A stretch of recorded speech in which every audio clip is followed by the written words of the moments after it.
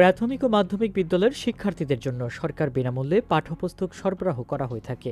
এবছর শুরুর মাস পেরিয়ে গেলেও সারা দেশের সব শিক্ষার্থীদের হাতে এখনও পৌঁছেনি বই। কিন্তু ঠিকই জালিয়াত চক্রের মাধ্যমে সেই বিনামূল্যের বই পৌঁছে গেছে খোলা বাজারে, যা সরকারের আন্তরিক প্রচেষ্টা নস্যাৎ করার লক্ষ্যে কতিপয় অসাধু চক্র শিক্ষার্থীদের বিনামূল্যে বিতরণের পুস্তক অবৈধ মজুতদারির মাধ্যমে খোলা বাজারে বিক্রয় করছে। এমন তথ্যের ভিত্তিতেই খোলাবাজার থেকে প্রায় 10,000 বইসহ দুজনকে গ্রেপ্তারের তথ্য দিয়েছে ঢাকা মহানগর গোয়েন্দা পুলিশ। বুধবার 22 জানুয়ারি বিকেলে ঢাকার সূত্রাপুরের বাংলাবাজার ইস্পাহানি গলির বিভিন্ন গোডাউনে অভিযান চালিয়ে এসব বই জব্দ দুজনকে আটক করা হয়। প্রাথমিক ও মাধ্যমিকের এসব বইয়ের বাজার মূল্য প্রায় 8 লক্ষ টাকা।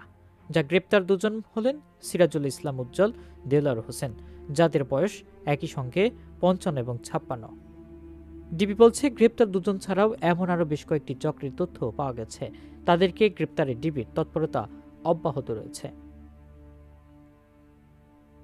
বিগত সরকারের আমলে বছরের প্রথম দিন স্কুলে স্কুলে উৎসব করে শিক্ষার্থীদের হাতে বই তুলে দেওয়ার প্রচলন শুরু হয়েছিল। 2010 সালের পর থেকে বই বিতরণের সেই উৎসবে ছেদ পড়েছে এবার। নতুন বছরের প্রথম দুদিনে 41 কোটি বইয়ের মধ্যে 10 কোটি বই শিক্ষার্থীদের হাতে পৌঁছে দেওয়ার কথা বলছে জাতীয় শিক্ষাক্রম ও পাঠ্যপুস্তক বোর্ড এনসিটিভি। বাকি বই 30 জানুয়ারির মধ্যেই শিক্ষার্থীদের হাতে তুলে দেওয়ার আশা করছে শিক্ষা মন্ত্রণালয়। সব বই না পাওয়া পর্যন্ত এনসিটিভির ওয়েবসাইটে আপলোড করা বইয়ের পিডিএফ কপি নিয়ে শিক্ষার্থীদের পড়ালেখা চালিয়ে যাওয়ার পরামর্শ দেওয়া হয়েছে।